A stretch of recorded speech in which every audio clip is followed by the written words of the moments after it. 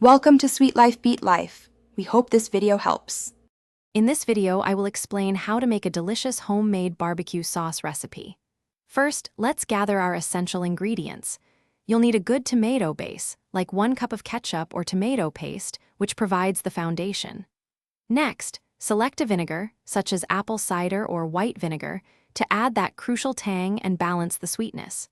Don't forget some water or broth to adjust consistency. Now, let's build those incredible flavors. For sweetness, incorporate about 1/2 cup of brown sugar or a few tablespoons of molasses. These add a rich, caramelized depth.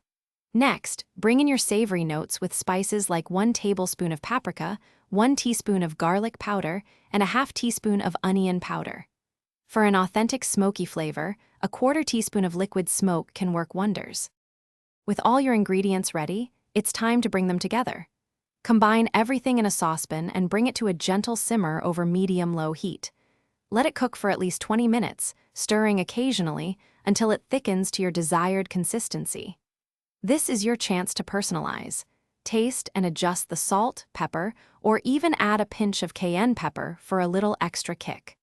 Once your homemade barbecue sauce is perfect, allow it to cool completely before transferring it to an airtight container. It will keep beautifully in the refrigerator for up to 2 weeks, ready for your next grilling adventure. This sauce is fantastic on ribs, chicken, or even as a dipping sauce.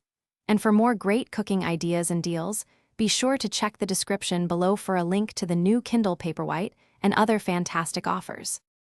Thanks for watching. Consider subscribing if we helped you.